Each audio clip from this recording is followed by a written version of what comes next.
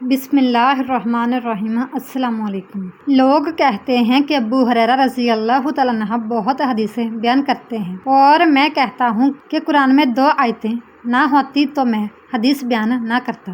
پھر یہ آیت پڑھی جس کا ترجمہ یہ ہے کہ جو لوگ اللہ کی نازل کی ہوئی دلیلوں اور آیتوں کو چھپاتے ہیں۔ آخر آیت رحیم تک۔ واقعہ یہ ہے کہ ہمارے مہاجرین بھائی تو بازار کی خرید و فروخت میں لگے رہتے تھے اور انصار بھائی اپنی جائیدادوں میں مشغول رہتے، اور ابو ہریرہ رسول اللہ صلی اللہ علیہ وآلہ وسلم کے ساتھ جی بھر کر رہتا تاکہ آپ کی رفاقت میں شکم پری سے بھی بے فکری رہے، اور ان مجلسوں میں حاضر رہتا جن مجلسوں میں دوسرے حاضر نہ ہوتے، اور وہ باتیں محفوظ رکھتا جو دوسرے محفوظ نہیں رکھ سکتے تھے۔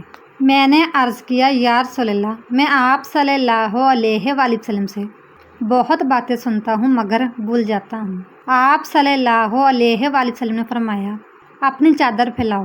میں نے اپنی چادر پھیلائی۔ آپ صلی اللہ علیہ وآلہ وسلم نے اپنے دونوں ہاتھوں کی چلو بنائی اور میری چادر میں ڈال دی۔ فرمایا کہ چادر کو لپیٹ لو۔ میں نے چادر کو اپنے بدن پر لپیٹ لیا، پھر اس کے بعد میں کوئی چیز نہیں بولا۔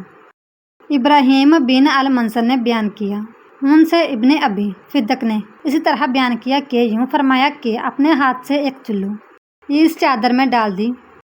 ایک شخص رسول اللہ صلی اللہ علیہ وآلہ وسلم کی خدمت اقدس میں حاضر ہوا اور اس نے عرض کیا کہ یا رسول اللہ کی راہ میں لڑائی کی کیا صورت ہے، کیونکہ ہم میں سے کوئی غصہ کی وجہ سے اور کوئی غیرت کی وجہ سے جنگ کرتا ہے۔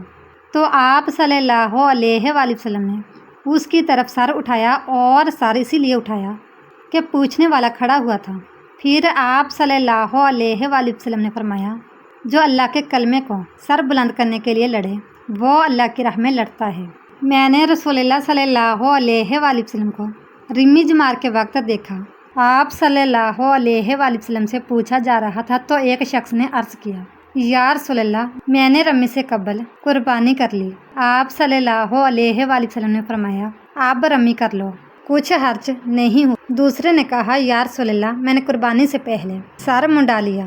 آپ صلی اللہ علیہ وآلہ وسلم نے فرمایا آپ قربانی کر لو، کچھ حرج نہیں۔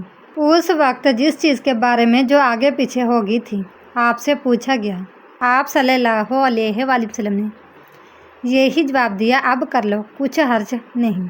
مجھ سے بیان کیا گیا کہ رسول کریم صلی اللہ علیہ وآلہ وسلم نے ایک روز معاذ رضی اللہ تعالیٰ عنہ سے فرمایا کہ جو شخص اللہ سے اس کیفیت کے ساتھ ملاقات کرے کہ اس نے اللہ کے ساتھ کسی کو شریک نہ کیا ہو وہ یقیناً جنت میں داخل ہوگا۔